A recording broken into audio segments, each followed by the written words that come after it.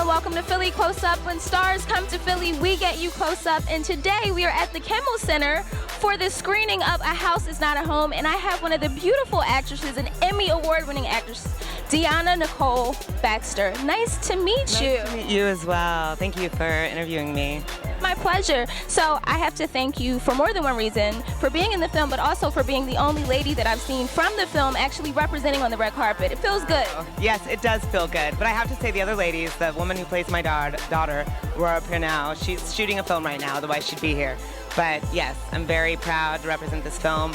It's one of the first horror films that you'll find a diverse cast, people of color. So you're not asking who gets killed off first, who's the brother that We survived. We survived. It's a family. So I'm really, really proud of this film, and I think it'll do really well. What was the most rewarding aspect of the film for you? Well, I think, you know, I've known Gerald for years, who plays my husband. He's also the producer.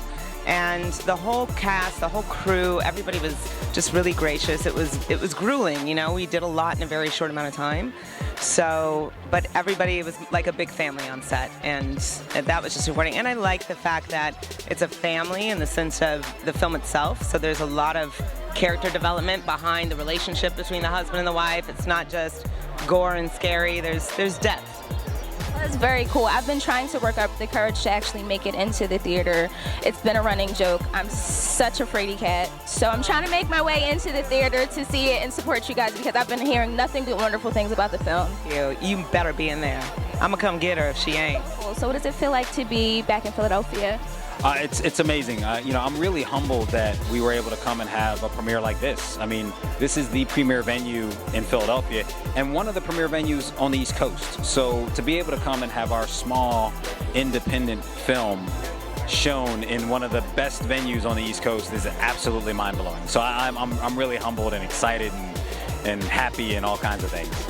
And while we were waiting for you guys to get here, it was kind of a conversation going, and we were talking about how it's often a joke that when you have people of color in horror films, they're usually the first or second to get it. So, yeah, or we're out. Like, I'm running, I'm not here for this, I'm gone. So what made you decide to kind of switch things up and do a horror genre versus comedy or something that's more accepted for us? Right, well, I mean, that was the whole point. The whole point was to combat stereotypes.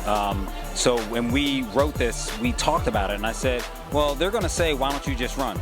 So how can we address that in our writing so that when you try to run, something happens, and you go, oh, okay, my plan just went out the window, so I don't know what to do. I think it helps the terror for the audience, and it definitely helps the terror for the actors and the people involved. But, you know, the whole point for us was to say, look, we don't have to have a person of color die in the first scene and none of it be seen the rest of the movie. Talk about the biggest challenges of directing a horror film, because I'm sure there are a number of elements that you have to incorporate to make it all work. You know, the challenges were just making sure we got the right people together. And, I mean, partnering up with Gerald Webb and getting Eddie and a bunch of other people together really helped make the film go, and my job was easy. A bunch of good actors makes my job, you know, I show up, talk to them, and they do their thing. We decided to do the film, one, because we wanted to try to do something with diversity. Eddie, the gentleman here, you're gonna take a look. He plays a good guy, but he helps bring out some ghosts in the film. That, yeah. Eddie, nice to see you.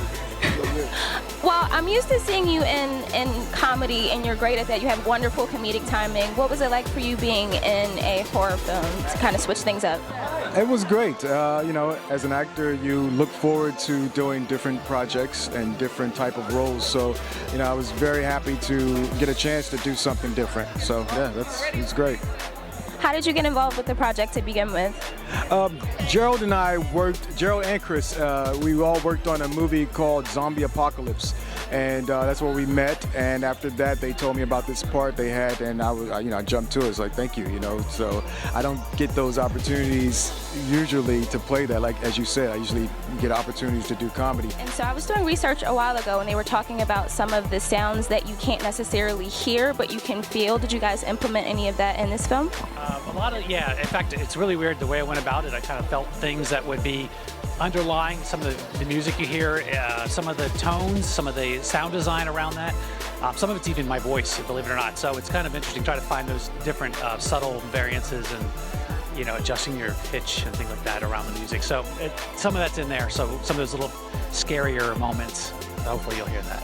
And how did you feel once you actually locked down the sounds that you were going to use when you watched it back? Did it scare you too? Well, he was sending me the segments of the movie as he was completing them, and I was amazed at what he was doing. I was more the song guy, like actual songs, and he and I did some songs together, but it was phenomenal. It was wonderful meeting so many of the people that made A House Is Not a Home possible. They were so nice and so kind that I think I'm gonna actually brave my way to the theater and check it out, even though I know I'm gonna be terrified. But that's all the time we have on My New Philly, where something is always new and everything is always Philly.